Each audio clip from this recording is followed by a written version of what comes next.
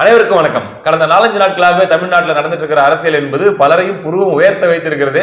வழக்கமா திமுகவுக்கு ஓட்டு போடுற கிறிஸ்தவ இஸ்லாமிய நண்பர்கள் கூட பாத்தீங்கன்னா என்னடா நடக்குதுங்க அப்படிங்கிற மாதிரி பார்த்துக்கிட்டு இருக்கிறாங்க.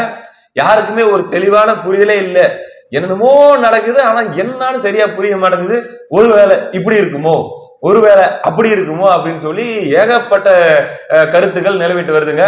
பாருங்க, வழக்கமா திமுகவை விட்டு கொடுக்காத அரசியல் திறனாய்வாளர்கள்லாம் இருக்காங்க இல்லையா, அரசியல் விமர்சகர்கள், அவங்க எல்லாம் கூட இந்த தடவை ஒரு மாதிரி பதறிட்டு அவங்க கருத்துக்களை சொல்ல ஆரம்பிச்சிட்டாங்க. ஒரு கட்டத்துல அவங்க ஒத்துக்கிட்டாங்க. ஆமாங்க, ஏதோ ஒரு அண்டர்ஸ்டாண்டிங் இருக்கிற மாதிரி தான் தெரியுது.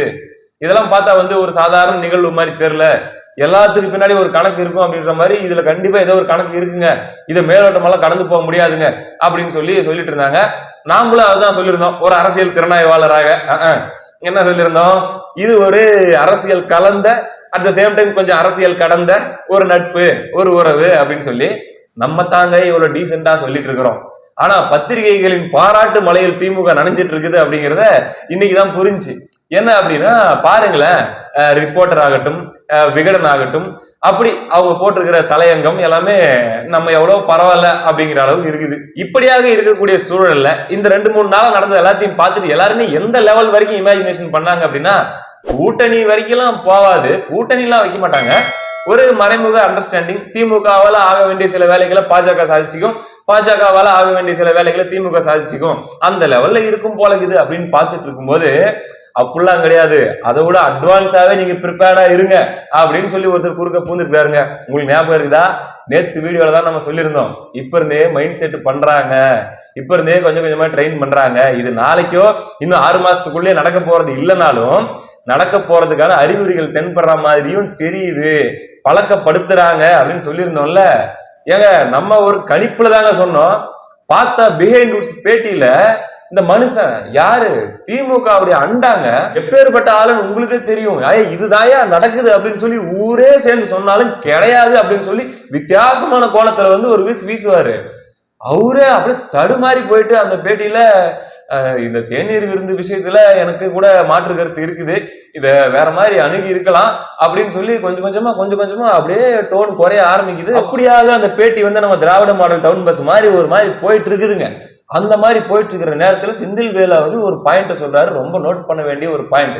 அதாவது இன்னைக்கு தேதிக்கு திமுகவுக்கு ஒன்றும் பாஜகவுடைய தயவு தேவைப்படலைங்க, பாஜகவுக்கு தான் திமுகவுடைய தயவு தேவைப்படுது அப்படிங்கிறாரு.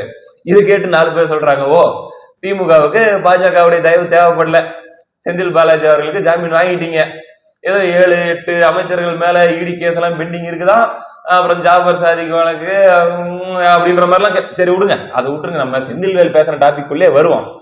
செந்தில்வேலை பொறுத்த வரைக்கும் பாஜகவுக்கு தான் திமுகவுடைய தயவு தேவைப்படுது. அதுக்கப்புறம் ஒரு கேள்வி வருது, அப்படி ஒரு வேளை பாஜகவுக்கு திமுகவுடைய தயவு தேவைப்பட்டால் திமுக என்ன செய்யும் அப்படிங்கிற மாதிரியான ஒரு சுச்சுவேஷன்ல அந்த பேட்டி நிக்குது. இப்ப இந்த இடத்துல என்ன சொல்லியிருக்கணும், முதல்ல தயவுனா என்ன, பாஜகவுக்கு திமுகவுடைய தயவு எப்படி தேவைப்படும், what is mean by that தயவு. அதாவது நம்ம அதை எப்படி புரிஞ்சுக்கலாம், ஒருவேளை எதிர்வரும் காலங்கள்ல சந்திரபாபு நாயுடு அவர்களோ நிதிஷ்குமார் அவர்களோ பாஜகவுக்கு ஆதரவு கொடுக்காமல் அவர்களுடைய ஆதரவை விலக்கி கொண்டாலோ, அவர்களுக்கும் இவங்களுக்கும் நடுவில் டீலிங் ஒத்து வராம அவங்களுடைய மெஜாரிட்டி அப்படிங்கிறது குறைஞ்சாலோ, திமுக கிட்ட 22 எம்பிக்களுடைய ஆதரவோடு ஆட்சியை கண்டினியூ பண்ற ஒரு சூழல் அவங்களுக்கு தேவை ஏற்படலாம், அந்த தயவு அவங்களுக்கு தேவைப்படலாம். அப்படி ஒரு சூழல் வந்தா திமுக என்ன பண்ணும் அப்படிங்கிற கேள்விக்கு உண்மையிலேயே ஒரு உடன்பிறப்பாக இருந்திருந்தால், உண்மையிலேயே தீவிரமான பாஜக எதிர்ப்பு கொள்கை கொண்டவர்களாக இருந்திருந்தால், உண்மையிலேயே இவங்களை இந்தியா கூட்டணியை சேர்ந்தவங்களாக இருந்திருந்தா என்ன வார்த்தைங்க சொல்லிருக்கணும். அப்படி ஒரு நிலைமை வந்தா அதுதான் வாய்ப்புன்னு சொல்லி பாஜகவை நாங்க வீட்டுக்கு அனுப்புவோம், பாஜகவை ஆட்சியை விட்டு கீழே இறக்குவோம், எங்க இந்தியா கூட்டணியிலிருந்து யாராச்சும் ஒரு தலைவரை நாங்க பிரதமர் ஆக்குவோம், ஏன் எங்க தளபதி முத்துவேல் கருணாநிதி ஸ்டாலின் அவர்களே நாங்க பிரதமர் ஆக்குவோம் அப்படின்னு தானங்க பேசியிருக்கணும். அப்படித்தானே பேசணும் யாரா இருந்தாலும். ஆனா மனுஷன் என்ன தெரியுமா சொல்லியிருக்காப்ல, அப்படி ஒரு வேளை பாஜகவுக்கு திமுகவுடைய தயவு தேவைப்பட்டால் திமுக தயவு செய்யும். அப்படி ஒருவேளை பாஜகவிற்கு ஏதேனும் திமுகவின் தயவு தேவைப்பட்டால் நான் உறுதியா சொல்றேன், அன்னைக்கு ஸ்டாலின் வைக்கக்கூடிய டிமாண்ட்ஸ் என்னவா இருக்கும்னு கேட்டீங்கன்னா, முதல் டிமாண்ட் நீட் விலக்கு. அந்த மாதிரி தமிழ்நாட்டின் நன்மை சார்ந்த சில விஷயங்களை பெறுவதற்கு அது உதவுமே தவிர பாஜகவிடம் எந்த இடத்திலும் ஏமாறுவதற்கு. Right, code word accepted. ஏவா அவர் பேசுனதெல்லாம் ஒரு பேச்சுன்னு சொல்லி அதை ரொம்ப சீரியஸா பாக்கணுமா அப்படின்னு நீங்க கேட்கலாம். அப்படிலாம் சாதாரண எடை போட்டுறாதீங்க. உண்மையிலேயே அண்டா வெயிட் இருக்குது அவருக்கு திமுகல. இன்னைக்கு திமுகவுக்கு உள்ள இருக்கிற பல பேருக்கு இருக்கிற செல்வாக்கை விட வெளியே இருக்கிற இவருக்கு செல்வாக்கு அதிகம். இவர் நினைச்ச உதயநிதி அவர்களோட நேரடியாக பேச முடியும். அதையும் அந்த பேட்டியிலேயே அவர் சொல்றாரு. அவருடைய ஆலோசனை வழங்க முடியும். அந்த அளவுக்கு செல்வாக்குள்ள நபர். அது மட்டும் இல்லாம திமுகவுடைய டெசிஷன்ல எல்லாம் கூட இவருடைய பங்களிப்பு இருக்குதுன்னு சொல்லி நம்ம கேள்விப்பட்டிருக்கிறோம்.